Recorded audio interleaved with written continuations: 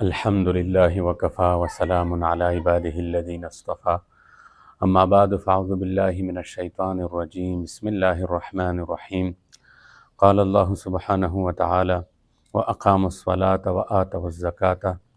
قال النبي صلى الله عليه وسلم الزکاة قنطرة الاسلام صدق اللہ العظیم۔ عمومی طور پر ایک مسلمان دو طرح کے احکام کا مکلف ہے، ایک بدنی، ایک مالی، اور ایک تیسری قسم بھی ہے جو ان دونوں کو مشترک ہیں۔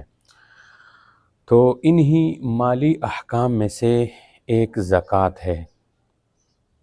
زکوٰۃ اسلام کے ارکان میں ایک اہم ترین رکن ہے جو کہ ہر صاحب نصاب پر سالانہ 2.5% کے حساب سے واجب ہے، اور یہ در حقیقت مال کی میل اور کچیل ہے کہ جس کے نکالنے سے باقی جو مال ہوتا ہے وہ پاک اور صاف ہو جاتا ہے۔ اور دوسرا فائدہ اس کا یہ ہے کہ معاشرے سے غربت اور افلاس کے خاتمے کا بہت بڑا سبب ہے، اور زکوٰۃ کی ادائیگی جہاں دنیا میں مال کی حفاظت اور اجر و ثواب کا باعث ہے، تو وہاں آخرت میں اللہ جل جلالہ کی خوشنودی اور بڑے بڑے انعامات کے حصول کا سبب اور ذریعہ ہے۔ اور زکوٰۃ ادا نہ کرنا دنیا اور آخرت دونوں جہانوں میں جو ہے وبال ہی وبال ہے۔ تو اس کے بارے میں قرآن کریم میں اور احادیث مبارکہ میں بے شمار زکوٰۃ کے ادا کرنے کی فضیلتیں وارد ہوئی ہیں، اور زکوٰۃ ادا نہ کرنے کے بارے میں وعید بھی بہت زیادہ آئی ہے۔ اب ہم ایک دو احادیث زکوٰۃ کے فضائل کے بارے میں سنائیں گے اور ایک دو حدیثیں وعید کے بارے میں، پھر اس کے بعد اگلے درس میں انشاءاللہ زکوٰۃ کے متعلق پھر پوری بات بتائیں گے، اس کی ادائیگی کس مال پر آتا ہے اور کس حساب سے ادا کرنا ہوگا اور کس کو دینا ہوگا کس کو نہیں دینا ہوگا انشاءاللہ تعالی۔ حضرت ابن عمر رضی اللہ تعالیٰ عنہ سے روایت ہے کہ نبی کریم صلی اللہ علیہ وسلم نے ارشاد فرمایا، یہ بخاری شریف اور مسلم شریف کی روایت ہے کہ اسلام کی بنیاد بنی الاسلام علی خمس شہادت ان لا الہ الا اللہ وان محمدا عبدہ ورسولہ واقام الصلاۃ وایتاء الزکاۃ وحج البیت وصوم رمضان۔ حضرت ابن عمر رضی اللہ تعالیٰ عنہ فرماتے ہیں کہ نبی کریم صلی اللہ علیہ وسلم نے ارشاد فرمایا کہ اسلام کی بنیاد 5 چیزوں پر ہے۔ اول، اس بات کی گواہی دینا کہ اللہ کے سوا کوئی معبود نہیں، اور محمد صلی اللہ علیہ وسلم اللہ کے بندے اور اس کے سچے رسول ہے۔ دوم، نماز کو قائم کرنا۔ سوم، زکوٰۃ ادا کرنا۔ چہارم، بیت اللہ شریف کا حج کرنا، اور پنجم، رمضان مبارک کے روزے رکھنا۔ تو دیکھو اس حدیث میں جن 5 چیزوں پر اسلام کی بنیاد کا ذکر ہے، علماء کا اس پر اتفاق ہے کہ ان میں سے کسی ایک چیز کا انکار کرنے والا کافر ہو جاتا ہے، اور یہی اہم العبادات ہیں۔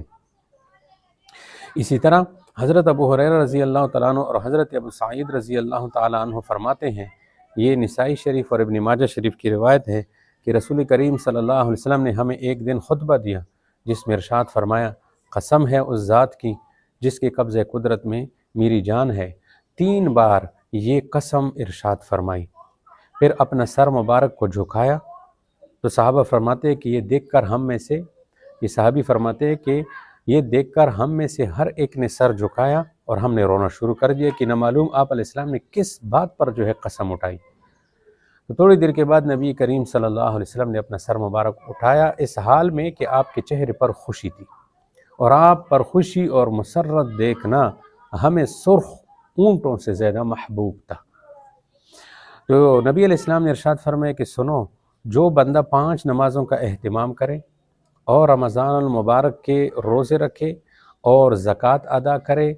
اور 7 مہلک گناہوں سے اپنے آپ کو بچائے۔ وہ 7 مہلک گناہ کیا کیا ہے؟ اللہ کے ساتھ شریک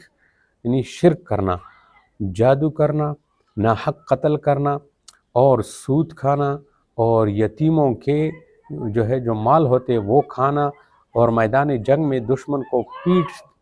دکھا کر موڑنا یعنی پیٹھ موڑ کر بھاگ جانا، اور 7ویں نمبر پر پاک دامن عورت پر بدکاری وغیرہ کا تہمت لگانا۔ تو جو بندہ ان 7 گناہوں سے اپنے آپ کو بچائے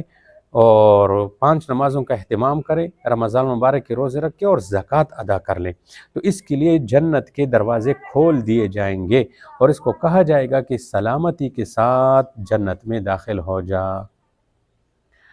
اور اسی طرح حضرت انس رضی اللہ تعالی عنہ سے روایت ہے کہ رسول کریم صلی اللہ علیہ وسلم نے ارشاد فرمایا، یہ حضرت انس رضی اللہ عنہ فرماتے ہیں کہ ایک شخص نبی کریم صلی اللہ علیہ وسلم کے خدمت میں حاضر ہوا، یہ قبیلہ تمیم سے تھا، اور اس نے عرض کیا کہ اے اللہ کے رسول، اللہ تبارک و تعالی نے مجھے مال جائیداد بہت کچھ دیا ہے، آپ مجھے بتائیے کہ میں اس کو کس طرح خرچ کر لوں۔ تو نبی علیہ السلام نے فرمایا کہ تم اپنے مال کی زکوٰۃ نکالو، اس لیے کہ زکوٰۃ پاک کرنے والی چیز ہے، یہ تمہیں پاک کر دے گی، اور دوسری بات کہ اپنے رشتہ داروں کے ساتھ حسن سلوک کرو، اس کے ساتھ مسکین کا خیال رکھو، پڑوسی کا خیال رکھو، اور ضرورت مند سائل ان سب کو جو ہے اپنے حقوق پہنچاؤ۔ اور خود بھی دیکھو اس حدیث سے یہ معلوم ہوا کہ زکوٰۃ کی وجہ سے باقی مال بھی جو ہے پاک ہو جاتا ہے، اور انسان خود بھی جو ہے پاک اور طیب ہو جاتا ہے۔ اور خود بھی قرآن میں اس طرف اشارہ موجود ہے، اللہ تبارک و تعالیٰ کا ارشاد ہے، خذ من اموالہم صدقۃ تطہرہم وتزکیہم بہا، اس سورۃ توبہ کی آیت نمبر 13 ہے، کہ اس کا ترجمہ ہے کہ نبی علیہ السلام کو اللہ تبارک و تعالیٰ ارشاد فرماتے ہیں کہ آپ ان کے مالوں سے صدقہ لیجئے، جس کے ذریعے سے آپ ان کو گناہوں کے آثار سے پاک اور صاف کر دیں گے۔ تو زکوٰۃ ادا کرنے کی کتنی زیادہ فوائد ہے، اور نہ ادا کرنے کی اب وعیدی بھی سن لو کہ بہت ساری آیات کریمہ، احادیث شریف وغیرہ یہ ہے۔ بطور نمونہ میں ایک آیت شریف آپ حضرات کے سامنے تلاوت کرتا ہوں، یہ سورۃ توبہ آیت نمبر 34-35 ہے۔ اللہ تبارک و تعالی ارشاد فرماتے ہیں، والذین یکنزون الذهب والفضة ولا ينفقونها في سبيل الله فبشرهم بعذاب أليم يوم يحمى عليها في نار جهنم فتكوى بها جباههم وجنوبهم وظهورهم هذا ما كنزتم لأنفسكم فذوقوا ما كنتم تكنزون۔ اس کا ترجمہ ہے، اور جو لوگ سونا چاندی یعنی مال اور دولت وغیرہ بطور ذخیرہ جمع رکھتے ہیں اور اس کو اللہ کی راہ میں خرچ نہیں کرتے، تو اے نبی کریم صلی اللہ علیہ وسلم ان کو بڑے دردناک عذاب کے خوشخبری سناؤ، اور یہ عذاب اس کو اس دن ہوگا جس دن ان کے جمع کردہ مال اور دولت یعنی سونا چاندی وغیرہ کو جہنم کی آگ میں تپایا جائے گا، پھر ان گرم تختیوں سے ان لوگوں کے پیشانیوں اور ان کے پہلوؤں کو اور ان کے پشتوں کو داغ دیا جائے گا، اور عار دلا کر ان سے کہا جائے گا کہ یہ وہ ہے جس کو تم نے اپنے لیے جمع کر رکھا تھا،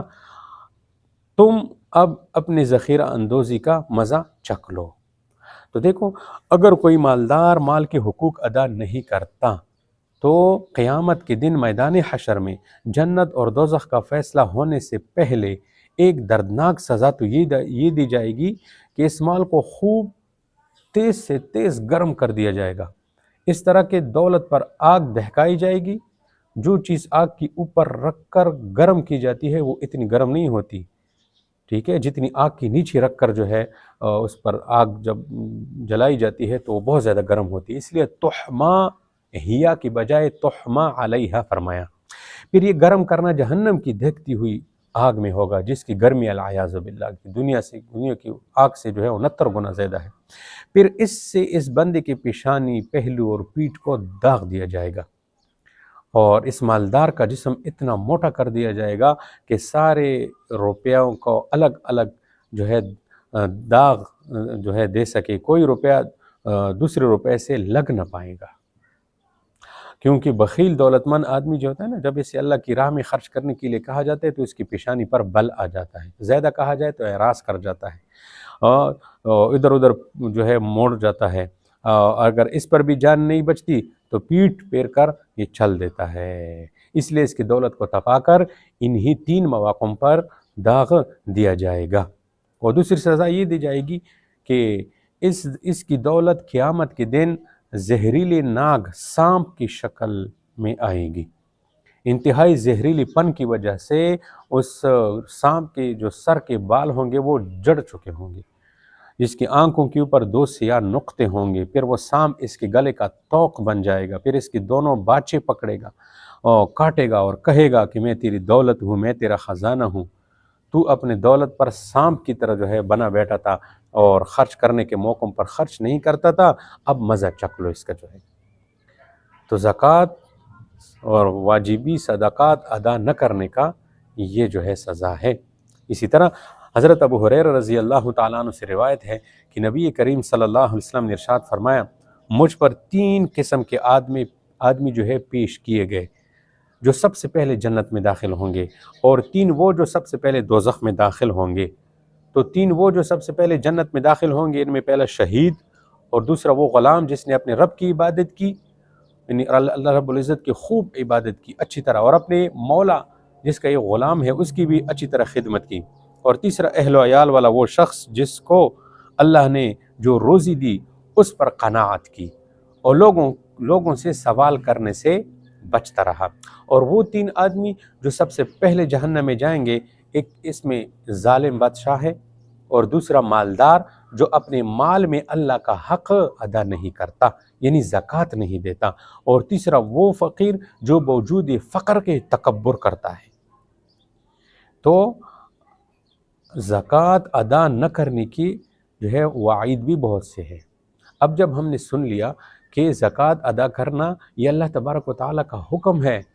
قرآن کریم میں 32 مقامات پر تو وضاحت کے ساتھ ارشاد فرمایا، اور 15 مقامات ایسے ہیں جن میں لفظ صدقہ بولا ہے، ارشاد فرمایا ہے، اور اس سے مقصد بھی جو ہے زکوٰۃ ہی ہے۔ تو جب ہم نے سن لیا کہ زکوٰۃ کی اہمیت اللہ تبارک و تعالیٰ کا حکم ہے، ادا کرنے کی یہ فضیلت ہے اور نہ ادا کرنے کی یہ وعید ہے، تو ایک مسلمان کے دل میں آتا ہے کہ مجھے زکوٰۃ ادا کرنا چاہیے۔ تو اب